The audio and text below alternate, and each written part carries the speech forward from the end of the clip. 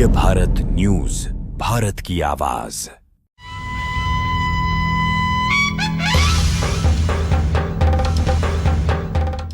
गागरोन के संत पीपानंदाचार्य का 5 दिवसीय जयंती महोत्सव शुरू हो चुका है। मध्यकाल में भक्ति आंदोलन के प्रमुख संतों में से एक रामानंदाचार्य के शिष्य पीपानंदाचार्य देश में जाने माने संतों में से एक है। उन्होंने संत कबीर रैदास, संत धन्ना, भगत सेन जी महाराज, नरहरिदास जैसे महान संतों के साथ समय गुजारा।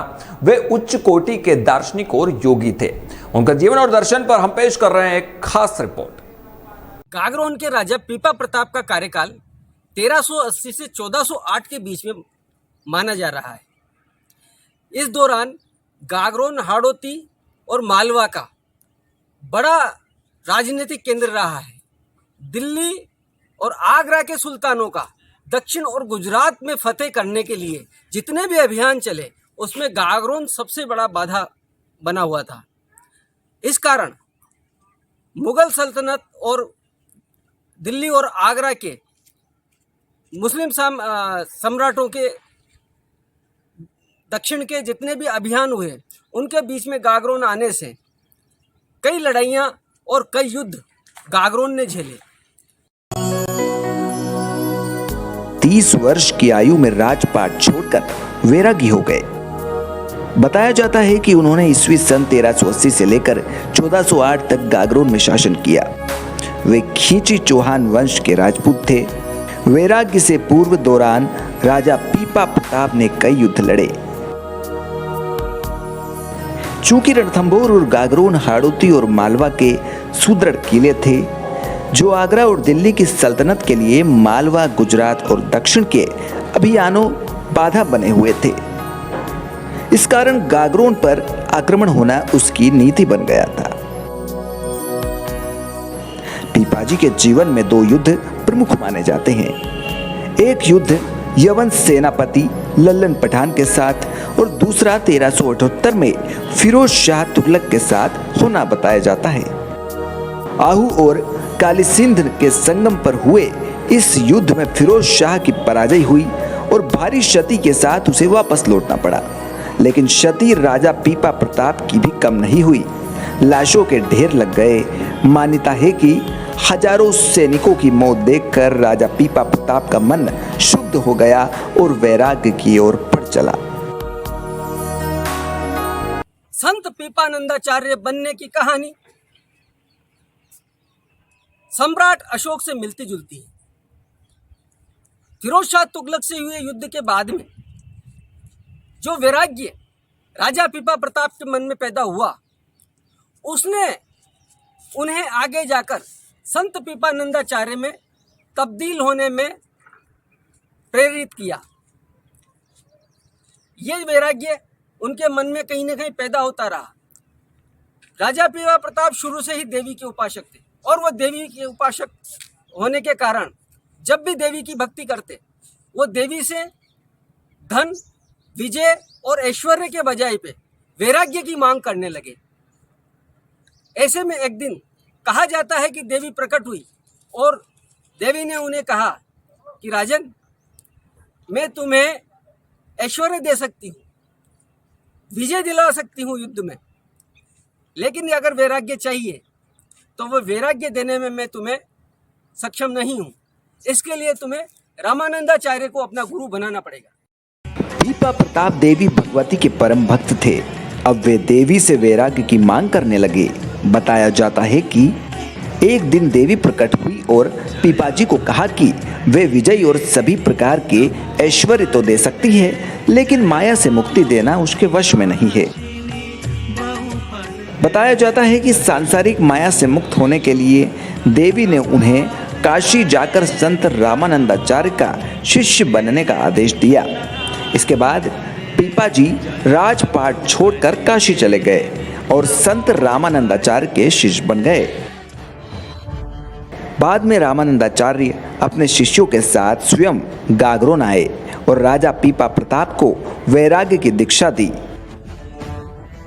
बताया जाता है कि इस दौरान संत कबीर, संत रैदास, धन्ना भगत, सेन जी महाराज, गोस्वामी तुलसीदास के गुरु संत नरहरिदास जैसे रामानंदाचार्य के प्रमुख 40 शिष्य भी गागरोन आए।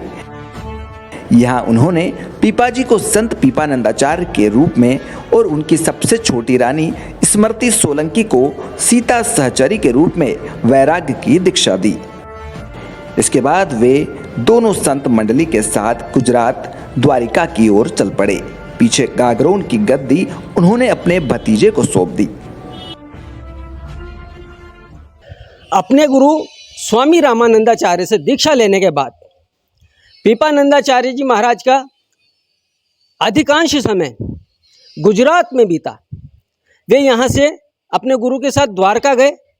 द्वारका और आसपास के क्षेत्र में उन्होंने घूम घूम कर प्रचार किया, लोगों को धर्म और ज्ञान की दीक्षा दी, सत्संग किए और कई जगह उन्होंने लोगों को जमा करके उन्हें भक्ति के मार्ग पर लगाया। इसके बाद संत पीपाजी के जीवन का अधिकांश समय द्वारिका और गुजरात में बीता। वे गांव घर घूमते और सत्संग करते। संतों के साथ समागम करना और लोगों को सद्मार्ग की ओर ले जाना उनका लक्ष्य बन गया था। उन्होंने कई कुटिल और धूर्त लोगों के जीवन को अपने व्यवहार से बदला और सद्मार्ग की ओर प्रेरित किया। इस दौरान उनके जीवन में कई चमत्कार की कहानियां भी चर्चा में आती है।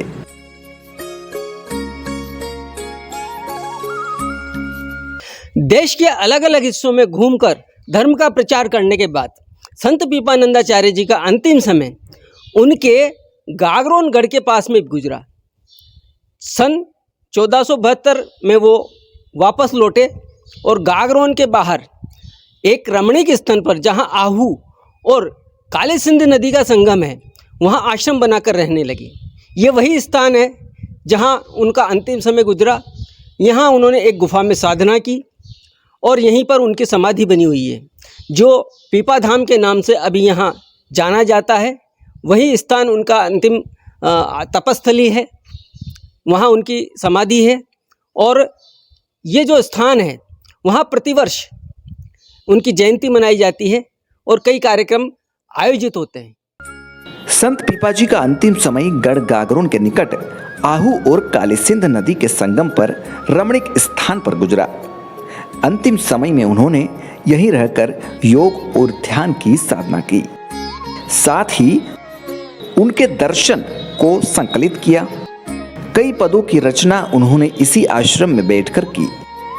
पीपाजी द्वारा रचे गए कई पद बाद में गुरु नानक देव जी ने गुरु ग्रंथ साहिब में शामिल भी किए। बताया जाता है कि स्वयं गुरु नानक देव जी भी पीपाधाम आए और यहाँ उन्होंने कई दिन गुजारे। यही पीपाजी की समाधि है, जहाँ हर साल उनका जयंती महोत्सव मनाया जाता है। पीपाजी महाराज के विचारों के ऊपर कबीरदास जी के विचारों की छाया मिलती है। कबीरदास जी उनके गुरु भाई थे, लंबे समय वे साथ रहे हैं। तो सगुण और निर्गुण के बारे को लेकर, सगुण और निर्गुण उपासना को लेकर दोनों में काफ़ी साम्यता है। आइए हम बात करते हैं कि सगुण और निर्गुण ब्रह्म का जो चिंतन है और जो उपासना है, उसको लेकर कबीर जी महाराज के विचारों की क्या साम्यता पीपाजी महाराज के चिंतन पर दिखाई पड़ती है। स्वामी जी माने जगतगुरु स्वामी रामानंदाचार्य जी महाराज, उनके शिष्य परंपरा में निर्गुण और सगुण दोनों प्रकार की धारा पाई जाती है, जिसमें कबीर जी को निर्गुणवादी कहा जाता है और उन्हीं की छाया श्री पीपाजी पर है विशेष रूप से। लेकिन इसका मतलब यह नहीं कि एक ही सिद्धांत का प्रतिपादन करते हों, दूसरे को छुआ न हो। जो सही ज्ञानी होगा, सही भक्त होगा, वह संपूर्ण समग्र विषय को जानता होगा, क्योंकि ठाकुर जी की कृपा इस तरह की उन भक्तों पर होती है। कबीर जी ने जो अपनी वाणी में कहा है वह मुख्य बात यह है कि कबीर जी अनपढ़ कहे जाते हैं और उनकी एक एक श्लोक माने दोहा साखी के ऊपर बहुत से लोगों ने पीएचडी की है, एक एक के ऊपर, और वह कहे जाते हैं अनपढ़, क्योंकि उन्होंने अपनी वाणी में कहा है, कबीरदास जी महाराज कहते हैं अपनी वाणी में कि मसी कागज छूयो नहीं, कलम गही नहीं हाथ। माने आज के भाषा में कहा जाए तो पेंसिल, कलम, पेन, इसका उपयोग नहीं किया। मसी माने होता है स्याही और कागज माने कागज, पेपर। तो इसका पढ़ने लिखने के रूप में मैंने कोई उपयोग नहीं किया, माने पढ़ने नहीं गया। और उन महापुरुष की वाणी पर एक एक दोहे पर शायद सैकड़ों की संख्या में पीएचडी हुई होंगी, एक एक वाणी पर। तो ऐसा हुआ कैसे? तो वो आगे कहते हैं, मेरे मुख से जो कयो सो कयो जानकी नाथ। माने अंदर से ठाकुर जी बोले। उन्होंने जो पीपाजी का वाक्य यत् ब्रह्मांडे तत्पिंडे, माने अंदर झांक के, अंदर घुस के और समग्र का ज्ञान उन्होंने प्राप्त किया। और समग्र दोनों पहलू होते हैं, तो निर्गुण और सगुण। जैसे कोई एक अधिकांश लोग जो हैं वह, किसी ने पूछा, एक हाथी, अंधों की फौज थी और हाथी को बोले हाथी कैसा होता है, तो उन्होंने जिस अंग को देखा और कहा कि जैसे पूंछ, बोले झाड़ू जैसा होता है हाथी। किसी ने कान पकड़ा, बोला पंखा जैसा होता है। किसी ने पैर छुआ तो मालूम पड़ा खम्बा जैसा होता है। कोई समग्र में नहीं गया, लेकिन ये महापुरुष समग्र ब्रह्म के बारे में जानकारी रखने वाले हैं। तो पीपाजी महाराज एक दूसरे का वाद न हो, खंडन न हो, इस तरह के रहस्य को जानने वाले हैं। इसलिए वह कहते हैं ब्रह्म के बारे में, मीठो सरगुण खांड सो निर्गुण कड़वो नीम, पीपा जो गुरु परस दे निर्भय हो कर जीम। माने कड़ुआ नीम भी फायदा करता है। और ये थी संत पीपा नंदाचार्य महाराज पर झालावाड़ से वरिष्ठ पत्रकार प्रद्युमन शर्मा के साथ रणजीत मेघवाल की रिपोर्ट।